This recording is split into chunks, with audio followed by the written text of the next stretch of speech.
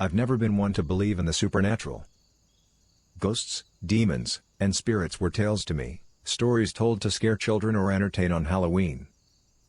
But my skepticism was shattered the day I moved into the old house on Elm Street. The house had been on the market for years. It was a grand, Victorian-era home, with a wraparound porch and a large, overgrown garden. The price was surprisingly low, and I was quick to snatch it up. Friends and family warned me about the rumors, that the house was haunted, that previous owners had left in a hurry, never to return. I brushed off their concerns. A good deal was a good deal, and I wasn't going to be scared away by ghost stories. The first few days were uneventful. I spent my time unpacking, cleaning, and making the house my own. The locals were friendly, though they often gave me odd looks when I mentioned where I lived. "Be careful," one elderly woman had said, her eyes filled with a mix of pity and fear. I laughed it off, attributing it to small-town superstition. It wasn't until the fourth night that I saw it. I was in the living room, reading a book, when a chill ran down my spine. I glanced up and saw, through the sheer curtains, a shadowy silhouette standing outside the window. It was tall and unmoving, its form barely discernible in the dim light. My heart raced, but I told myself it was just a trick of the light, a tree casting an eerie shadow. I stood up and approached the window, intending to prove my theory. As I got closer, the figure seemed to shift slightly. I pulled the curtain aside, and my breath caught in my throat. There was no one there. The garden was empty, save for the rustling leaves and the faint glow of the moonlight. I shook my head, laughing nervously at my overactive imagination, and went back to my book. But the uneasy feeling lingered, like a weight pressing on my chest. That night, I had trouble sleeping. Every creak of the old house, every rustle of the wind, set my nerves on edge. I kept glancing towards the window, half expecting to see the shadow again. The next day, I decided to do some research on the house. I visited the local library and dug through old newspapers and town records. What I found sent shivers down my spine. The house had a dark history. It had belonged to a man named Jonathan Hartman, who had mysteriously disappeared one night, never to be seen again. Subsequent owners reported strange occurrences, shadows moving on their own, cold spots, and the feeling of being watched. Most didn't stay longer than a few months. I returned home, my mind racing with the stories I had read. I tried to dismiss them, to cling to my skepticism, but the memory of the shadow at the window haunted me. That night, I went to bed with a sense of dread, dreading the darkness that would soon envelop the house. Around midnight, I woke up to a strange noise. It was a soft, rhythmic tapping, like fingers drumming on glass. I sat up in bed, my heart pounding, and listened. The sound was coming from the window. Gathering my courage, I got out of bed and walked towards the window. My hand trembled as I pulled back the curtain. The shadow was there, standing right outside the window, its form clearer than before. It was tall, with long, thin limbs and an indistinct face. I could feel its eyes on me, even though I couldn't see them. I froze, unable to move, as the tapping grew louder. It felt like an eternity before I finally found the strength to step back and close the curtain. The next morning, I called a friend and asked him to come over. I needed someone else to see the shadow, to confirm that I wasn't losing my mind. He arrived that afternoon, skeptical but willing to help. We spent the day talking, and I felt a sense of relief having him there. As night fell, the tension in the house grew palpable. We sat in the living room, waiting. I hadn't told him exactly what to expect, not wanting to influence his perception. Around midnight, the tapping started again. My friend looked at me, his face pale. "Do you hear that?" he asked, his voice barely a whisper. I nodded, and we both stood up, moving towards the window. The shadow was there, as I knew it would be. My friend gasped, stepping back. "What is that?" he stammered. "I don't know," I replied, my voice shaking. We watched in silence as the figure stood motionless, its presence oppressive and terrifying. My friend didn't stay the night. He left in a hurry, promising to call me the next day. I was alone again, with the shadow lurking outside. Desperation set in. I needed to find a way to get rid of it, to reclaim my home from whatever malevolent force had taken residence. The following days were a blur of research and sleepless nights. I consulted local historians, paranormal experts, anyone who might have answers. Most were sympathetic but ultimately unhelpful. Then I met Mrs. Thompson, the elderly woman who had warned me when I first arrived. She invited me to her home and shared her own encounter with the shadow. She told me that Jonathan Hartman had been a recluse, dabbling in dark arts and forbidden rituals. The night he disappeared, he had performed a summoning ceremony, hoping to gain immortality. Instead, he unleashed something sinister, something that had bound itself to the house. "There's only one way to get rid of it," she said, her voice grave. "You need to find the object that binds it to this world and destroy it." She handed me an old, worn book, filled with strange symbols and incantations. "This might help you," she added. Armed with the book, I returned to the house, determined to end the nightmare. I spent days searching every nook and cranny, looking for anything that seemed out of place. Finally, in the basement, hidden behind a loose brick, I found a small, ornate box. It was covered in dust and filled with a sense of foreboding. I took the box outside, to the back garden, and opened it. Inside was a small, blackened bone, wrapped in a piece of parchment covered in symbols. I knew this was it, the source of the shadow's power. Following the instructions in the book, I built a small fire and placed the bone and parchment in the flames. As the fire consumed the objects, a piercing scream echoed through the night. The shadow appeared one last time, writhing and contorting before dissolving into the air. I fell to my knees, overwhelmed with relief and exhaustion. The house felt different after that night. The oppressive presence was gone, and the sense of dread lifted. I stayed on Elm Street, transforming the old house into a warm, welcoming home. The memory of the shadow lingered, a reminder of the darkness that can lurk in the most unexpected places. But I was no longer afraid. I had faced the unknown and survived, and the house on Elm Street was truly mine at last.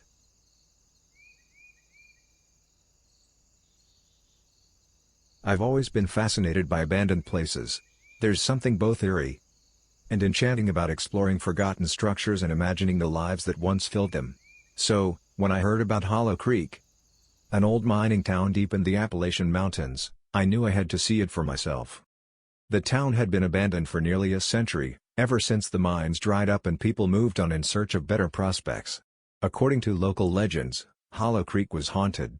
Stories of strange apparitions, disembodied voices, and other supernatural occurrences were common among the townsfolk in the nearest village, but I wasn't easily scared. I considered myself a rational person, and I chalked up the tales to overactive imaginations and old wives' tales. With a backpack full of supplies and my camera, I set out on a crisp autumn morning. The hike to Hollow Creek was long and arduous, but the beauty of the surrounding forest made it worthwhile. The trees were ablaze with fall colors, and the air was filled with the scent of pine and earth.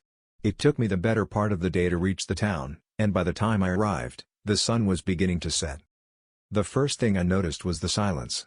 Not the peaceful kind of silence I'd expected, but an oppressive, almost suffocating quiet. It felt as if the entire forest was holding its breath. The town itself was a collection of decaying buildings, their wooden frames warped and weathered by time. Most of the roofs had collapsed, and nature had begun to reclaim the land. Vines and moss covered nearly everything, giving the place an otherworldly appearance. I decided to set up camp in what appeared to be the old town hall. It was one of the few buildings with a relatively intact roof, and it offered some protection from the elements. As I unpacked my gear, I couldn't shake the feeling that I was being watched. I chalked it up to nerves and continued setting up my camp. That night, as I lay in my sleeping bag, I heard it for the first time. A faint, rhythmic tapping. It sounded like someone was knocking on wood, but it was so soft that I could barely hear it. I sat up, straining to listen, but the sound stopped. I dismissed it as the wind or an animal and eventually drifted off to sleep. The next morning, I spent hours exploring the town, taking photographs and making notes. Despite the eerie atmosphere, I didn't encounter anything out of the ordinary. But as the sun began to set, the oppressive silence returned. I decided to make a fire and cook myself a simple meal. As I sat by the fire, I heard the tapping again. Louder this time and more insistent. It seemed to be coming from the old church at the edge of town. Curiosity got the better of me, and I grabbed my flashlight and made my way to the church. The structure was in worse shape than most of the other buildings, with the roof partially caved in and the doors hanging off their hinges. As I approached, the tapping grew louder, almost frantic. I pushed open the door and shone my flashlight inside. The pews were overturned, and debris littered the floor. My light fell on the altar, and I froze. There, etched into the wood, were symbols, strange, intricate patterns that seemed to glow faintly in the beam of my flashlight. The tapping had stopped, but now I could hear something else, a soft whispering, like 100 voices speaking in hushed tones. I couldn't understand what they were saying, but the sound filled me with a deep sense of dread. I backed out of the church and hurried back to my camp, my heart pounding. I tried to rationalize what I had seen and heard, but nothing made sense. That night, I couldn't sleep. The whispers seemed to follow me, growing louder and more insistent. I felt a presence in the town, something malevolent that didn't want me there. At dawn, I decided to leave. I packed my things and began a long trek back through the forest. As I walked, I felt a growing sense of relief, as if I was escaping from something terrible. But the whispers followed me. Even in the bright light of day, I could hear them, faint but persistent. I reached my car and drove back to the village, feeling a mix of exhaustion and relief. I stopped at the local diner to grab a bite to eat and hopefully shake off the eerie feeling that had settled over me. The waitress, an elderly woman with kind eyes, noticed my shaken demeanor and asked if I was all right. I told her about my experience in Hollow Creek, expecting her to laugh it off or tell me I was imagining things. Instead, she nodded solemnly. "You're not the first to come back from that place looking like you've seen a ghost," she said. "There are stories about that town, about why it was really abandoned. They say the miners disturbed something deep in those mountains, something that should have been left alone." I asked her what she meant, but she just shook her head. "Some things are better left in the past," she said. "Just be glad you got out." I left the diner and drove home, but the whispers stayed with me. They're quieter now, but every once in a while, late at night, I can still hear them. They remind me of that oppressive silence, the sense of being watched, and the strange symbols in the old church. A few weeks later, my curiosity got the better of me. I started researching Hollow Creek, looking for any historical records or personal accounts that might explain what I had experienced. I found old newspaper articles detailing the town's rapid decline after the mines were exhausted, but there was little mention of anything supernatural. However, I did come across one interesting piece, a journal written by one of the last residents of Hollow Creek, a man named Thomas Gray. Gray's journal detailed the final days of the town. He wrote about strange occurrences, missing livestock, odd noises at night, and a growing sense of unease among the townspeople. The most chilling entries, however, described the discovery of a hidden chamber deep within the mines. According to Gray, the miners broke through a wall and found an ancient underground temple. The walls were covered in the same symbols I had seen in the church, and there was an altar in the center of the room. Gray wrote that the miners who entered the chamber were never the same. They spoke of hearing voices, seeing shadows move in the darkness, and feeling an overwhelming sense of dread. Some of them went mad, others disappeared. The townspeople began to believe that they had awakened something ancient and evil, and one by one, they fled the town. Armed with this new information, I decided to return to Hollow Creek. I had to see the temple for myself, to understand what had driven the town to ruin. This time, I brought a friend with me, a fellow urban explorer named Mark. Mark was skeptical of my story but agreed to come along for the adventure. We arrived in Hollow Creek in the early afternoon and made our way to the entrance of the mine. The air inside was cold and musty, and our flashlights cast long, eerie shadows on the walls. We followed the main tunnel for what felt like miles, until we finally reached the collapsed section that Gray had described. With some effort, we managed to clear the rubble and squeeze through the opening. The chamber was exactly as Gray had described. The walls were covered in symbols, and the air was thick with an oppressive energy. The altar in the center of the room seemed to pulse with a faint, unnatural light. As we approached, the whispers began again, louder and more insistent than ever. Mark and I exchanged uneasy glances, but we pressed on. I took out my camera and began taking pictures, hoping to capture some evidence of what we were experiencing. As I snapped the final photo, the whispers reached a deafening crescendo, and the ground beneath us began to shake. We stumbled back, and I saw something that made my blood run cold. Figures, shadowy and indistinct, were emerging from the walls. Their eyes glowed with an unnatural light, and they seemed to be moving toward us. Mark and I turned and ran, scrambling through the narrow opening and racing back down the tunnel. We burst out of the mine, gasping for breath and shaking with fear. The whispers had followed us, growing louder and more frenzied. We didn't stop running until we reached the car, and even then, we could still hear them, faint but persistent. We drove back to the village in silence, both of us too shaken to speak. When we finally arrived, we went straight to the diner.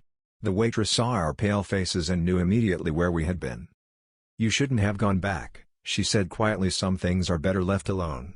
I wanted to ask her more, to understand what we had experienced, but I was too exhausted. Mark and I left the village the next morning, vowing never to return to Hollow Creek. It's been several months since that fateful trip, and the whispers have not left me. They're quieter now, a constant background noise that I can almost ignore. But every once in a while, late at night, they grow louder, reminding me of the horrors I witnessed in that forgotten town. I don't know what the miners awakened in those dark depths, but I do know one thing: some places are haunted, not by ghosts, but by the echoes of things best forgotten. And sometimes, those echoes follow you, no matter how far you run.